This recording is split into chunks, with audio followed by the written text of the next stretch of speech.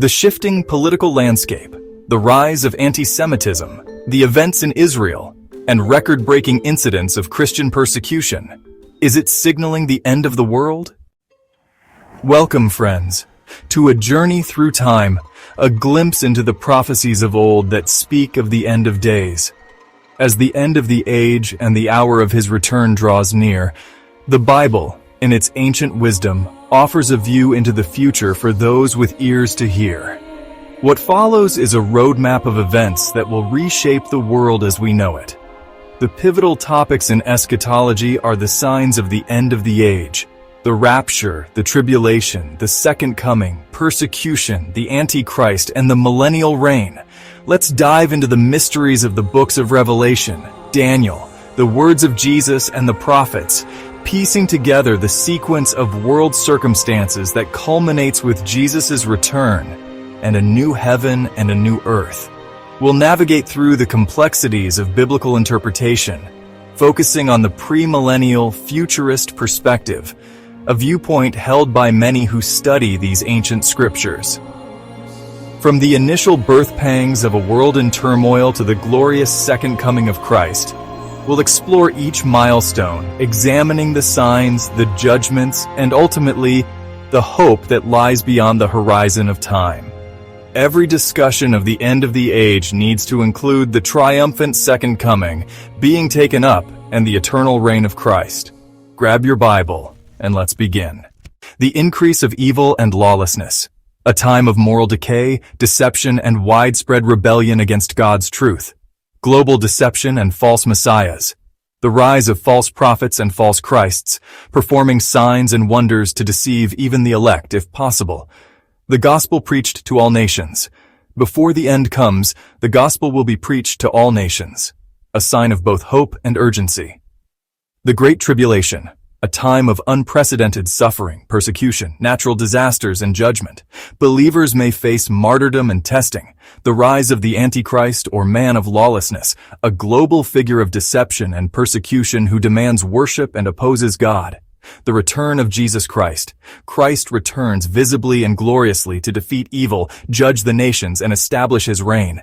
The resurrection and final judgment, the righteous and the wicked are raised, some to everlasting life, others to everlasting contempt.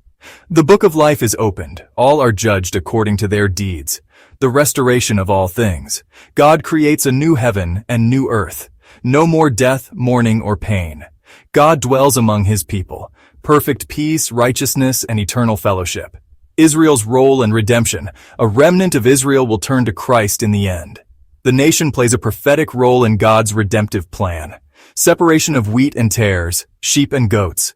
A final separation of the righteous and the wicked. A theme of divine justice and accountability.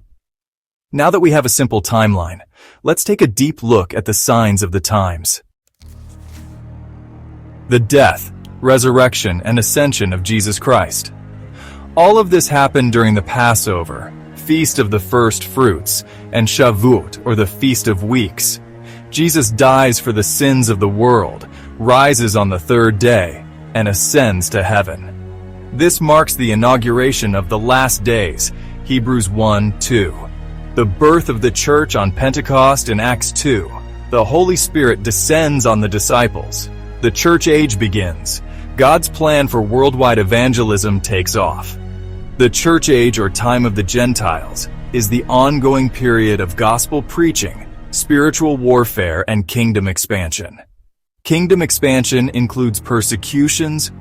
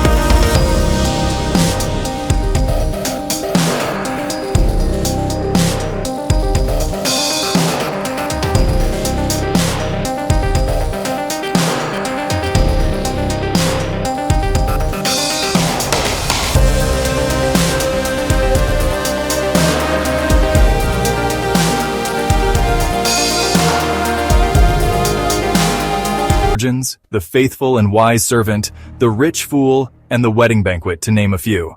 The rapture is the most disputed event in the eschatology of the church. There are 3 views of a future rapture, and 1, preterism, believing that it is not happening. Pre-tribulation view, which happens before the 7-year tribulation. Mid-tribulation view, which happens in the middle of the tribulation. Post-tribulation view, which happens at the end of the tribulation. The rapture is associated with the 7-year tribulation. There is biblical precedent for all of them. Please note, some of these views are very recent, coming in the 18th, 19th, and 20th centuries. The rise of the Antichrist, or false Messiah, comes into power as a popular world figure. The man of lawlessness will exalt himself over God. This person is probably the head of a global organization. The beast from the sea, given power by the dragon, Satan. Daniel 7, 8, 23, 25. The little horn speaking blasphemies. Many antichrists will come, but one final antichrist is expected. Be sure to stay with us as we discuss the specific events and even the probable circumstances surrounding them. The following signs are predicted. The first few have already taken place. The death and resurrection of Christ has already occurred, but the great deception will probably dispute this specific event. In April 2025, there was an article saying that the bones of Jesus were found in Egypt. The church age is happening right now and began with the ascension of Jesus. Christianity has grown to be the most persecuted and largest global religion with 2.8 billion followers. The rapture and its disputed timing, according to most eschatology scholars, has not happened yet. The rise of 10 kings and a global government. This happens early in the tribulation. For decades, it's been postulated that the United Nations is probably the one world government. The kingdoms will be something similar to the European Union. There are many factors which have led to the current aggression against Israel. Most of it have been UN resolutions. First, the state of Palestine was ratified in 1988. Prior to that, it was just a region of Israel. Under the Obama administration, the Arab Spring took place, giving more freedom to many of the Middle East dictator-run countries. It also emboldened anti-Semitism. Most Christians believe Jewish high priest Caiaphas and his advisors decided to betray Jesus to the Romans on what is known as the Hill of Evil Council. Why is this important? It's interesting to note that the UN now sits on what is known as the Hill of Evil Council. For over 70 years, the UN has occupied the High Commissioner's Palace in Jerusalem with its breathtaking views, free of charge, as it passed multiple resolutions against Israel. The rebuilding of the Third Temple would likely happen early in the tribulation. President Trump has had meetings with 2 nonprofit organizations that want to build a third temple on the Temple Mount Jerusalem. There are 2 interesting facts regarding the Dome of the Rock Temple in Jerusalem. The first is that in 1927 there was an earthquake which unearthed a Jewish ceremonial pool called a mica, which would have been from the Second Temple. This was found underneath some of the rubble of one of the walls. The second fact is, the name of the Dome of the Rock is an Islamic shrine at the center of the Al-Aqsa Mosque compound on the Temple Mount in the Old City of Jerusalem. The name of the October 7th raid against Israel, which came out of Gaza, was called Al-Aqsa. The Antichrist breaks the peace covenant and sets up an abomination in the temple at midpoint of the tribulation at 3.5 years in. The cashless society and the mark of the beast, which is calculated as 666. This would happen in the middle of the tribulation and last until the end. A number of U.S. presidents have talked about implementing cryptocurrency. Currently, cashless transactions are approximately 85% of global point-of-sale sales. The destruction of Babylon, which is in modern-day Iraq. Saddam Hussein built approximately 600 buildings there before the coup and his death. There were some interesting prophecies about not taking Saddam Hussein out during the Bush administration. The Battle of Armageddon in northern Israel would be their final battle. Many nations would come against them, and yet God would protect them. The second coming of Christ comes immediately after Armageddon. Jesus arrives on the clouds. The millennial reign of Christ begins post-Armageddon. This could be the New Jerusalem, or possibly we could have to wait 1,000 years for it.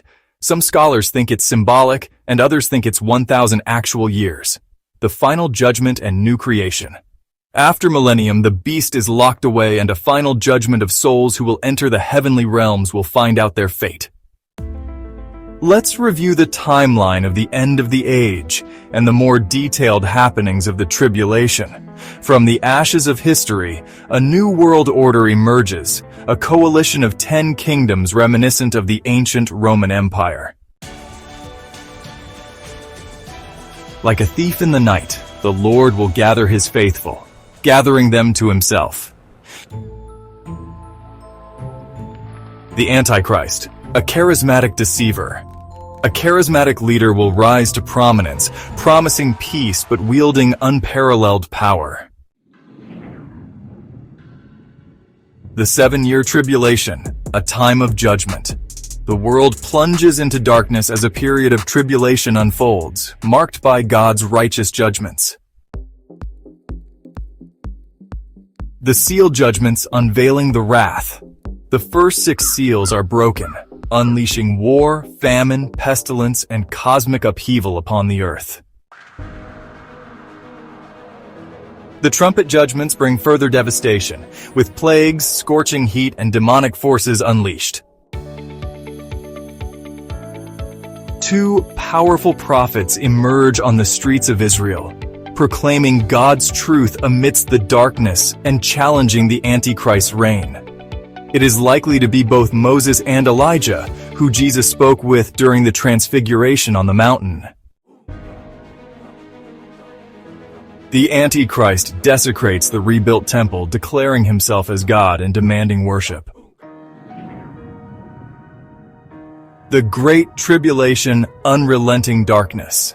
The world descends into the darkest chapter of the tribulation, marked by persecution, suffering, and the mark of the beast. The bowl judgments, the final outpouring. The final bowl judgments are poured out, bringing agonizing plagues and culminating in the destruction of Babylon. The fall of Babylon. Judgment on wickedness. Babylon the Great, the embodiment of worldly corruption and rebellion against God, faces its final demise. The Battle of Armageddon, the ultimate showdown. Nations gather in the Valley of Megiddo, but their armies face a foe they cannot defeat, the King of Kings. The Second Coming. The King returns in glory. Jesus Christ, the King of Kings and Lord of Lords, returns to earth in power and glory, vanquishing his enemies. Binding the deceiver, Satan's imprisonment. Satan, the great deceiver, is bound and cast into the abyss, his reign of terror finally brought to an end. The millennial reign, 1,000 years of peace. Jesus establishes his kingdom on earth, ruling with justice and righteousness, ushering in a golden age of peace. The final rebellion, a last gasp of evil. Satan is released for a short time, deceiving the nations once more, but their rebellion is swiftly crushed. The Great White Throne. Judgment, the final verdict. All souls stand before the throne of God, where their deeds are judged, and the unsaved face eternal separation. A new heaven, a new earth, eternity dawns. God creates a new heaven and a new earth, a place of unimaginable beauty and eternal joy, where he dwells with his people. Thank you for listening to The Nonprofit. Please like, share, and subscribe. Check the description for links to other views of the end times. Until we meet again, a promise of hope.